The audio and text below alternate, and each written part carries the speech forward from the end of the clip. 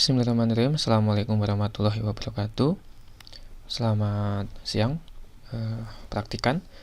Hari ini saya akan memberikan petunjuk atau pedoman untuk praktikum DKP, Dasar Komputer Pemrograman, Unit 1 atau Praktikum 1.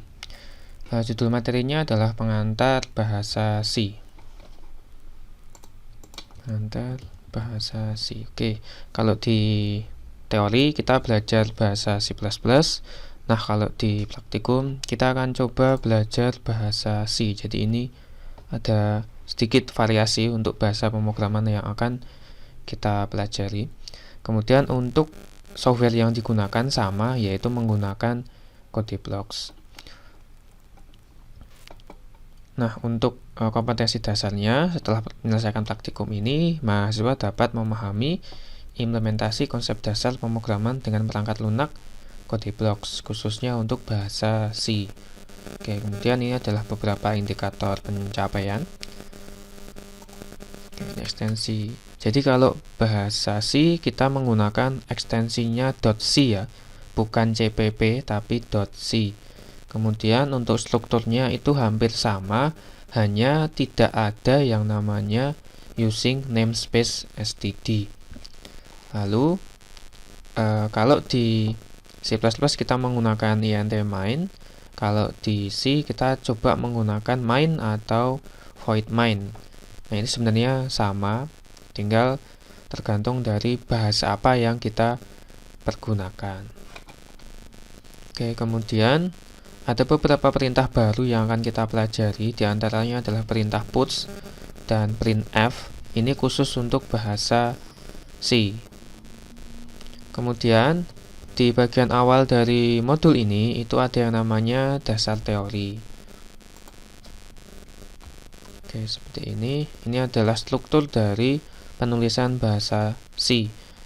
Hampir sama dengan bahasa C++. Di sini ada include file headernya. Kemudian ada deklarasi objek. Ini maksudnya nanti digunakan sebagai tempat tipe data dan variabel. Kemudian ada void main di sini. Lalu ada tanda kurung kurawal, buka tutup, digunakan untuk sebagai awal dan akhir program. Lalu di dalamnya ada isi programnya. Kemudian ada ditambah yang namanya return nilai atau return 0, itu untuk mengenolkan nilainya. Oke, kemudian ini ada keterangan di baris 1, 2, 3, 4 dan seterusnya.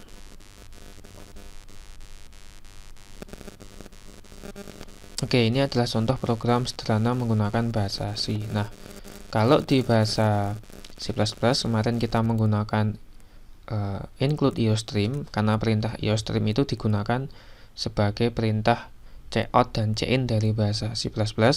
Sementara untuk yang bahasa C pakainya adalah include studio.h. Nah, include studio.h ini berfungsi untuk sebagai library atau pustaka dari perintah puts. Ini puts, dan untuk perintah printf tadi. Oke, seperti itu. Ini void main untuk awal program. Kemudian untuk program utama ya void main itu, lalu ada awal program, akhir program. Nah, programnya adalah tulisannya saya sedang belajar bahasa C, demikian. Sehingga di layar terminal atau CMD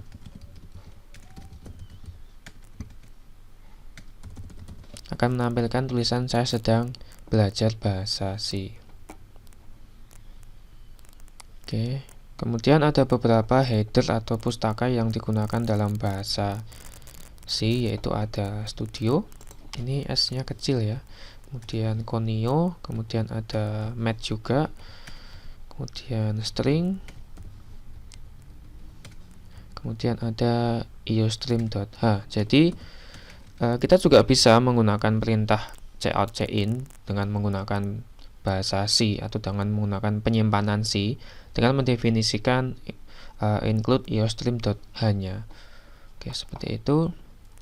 Nah, setelah praktikan membaca dasar teori, silahkan dikerjakan tugas pendahuluannya atau dinamakan dengan pretest.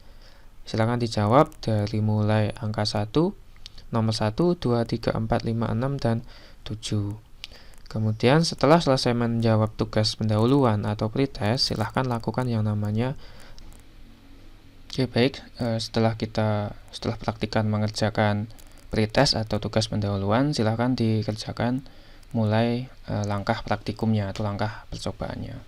Oke, di sini silahkan buka Kode Blocks-nya, kemudian tekan tombol New File, Empty File, kemudian di save dulu.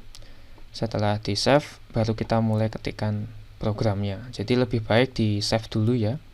Di save dulu programnya supaya berubah warna di listing programnya. Kemudian di sini ada beberapa perintah yang ingin saya tekankan. Di sini ada 3 tombol build, run, and build and run. Jadi apa fungsinya dari ketiga tombol ini? Ini ada perbedaannya. Kalau yang build itu hanya mengcompile saja, jadi mengkonversi bahasa C menjadi bahasa mesin. Sementara kalau tombol yang run itu digunakan untuk menjalankan programnya. Lalu yang ketiga ada tombol build and run, ini sekaligus, jadi program dikompil sekaligus langsung dijalankan. Jadi ada perbedaan antara ketiga perintah ini. Kalau kita menekan tombol build itu otomatis selain mengkonversi menjadi bahasa mesin, itu juga melakukan pengesavean atau penyimpanan file yang sudah kita rubah seperti itu. Agar lebih cepat, tekan tombol build and run, jadi langsung dijalankan sekaligus. Oke, kemudian di sini ada program 1.1.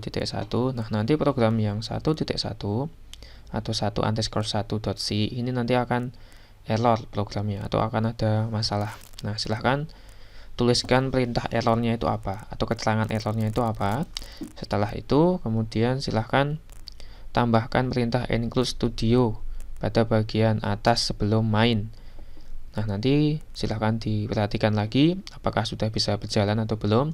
Jika masih ada masalah, silahkan diperbaiki secara mandiri sesuai dengan contoh program yang ada di bagian dasar teori. Lalu tambahkan juga return 0. Kemudian di program 1.2, silahkan buat program untuk menampilkan tulisan, "Hai, nama saya program, saya sedang belajar bahasa C, semoga bisa segera mahir, nama saya adalah siapa nama jenengan." Silahkan diisi pada bagian titik-titiknya ini nama jenengan. Nah, programnya seperti apa? Silahkan dituliskan di laporan. Kemudian program atau perintah yang digunakan menggunakan perintah puts ya. Oke, demikian. Kemudian yang program 1_3 atau program 1.3 merubah yang perintah tadi menggunakan puts diubah menjadi printf. Oke, kemudian silakan diamati apa perbedaan antara perintah puts dengan perintah printf. Itu untuk program 1_3. Lalu ada program 1_4.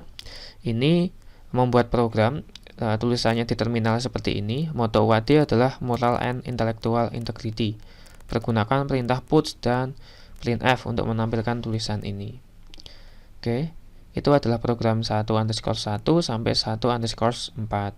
Kemudian ada tugas, yaitu mencoba program 1_5.1 sampai poin 3. Oke, silahkan diamati. Ini fungsi dari karakter escape. Escape itu maksudnya spasi, kemudian /t, /n, /r, dan /a. Itu perintahnya berfungsi untuk apa. Jadi setelah program ini jenengan coba, praktikan coba, lalu diamati dan dianalisis apa fungsi dari masing-masing karakter ini. Kemudian setelah itu dituliskan di laporan. Untuk format laporan itu tidak ada halaman cover depan. Jadi cukup laporan dituliskan jawaban dari pertanyaan, kemudian juga dituliskan listing programnya dengan tulis tangan. Kemudian diberikan penjelasan pada bagian kanan setiap baris program. Oke, seperti itu. Ini adalah praktikum kita yang pertama. Silahkan dicoba.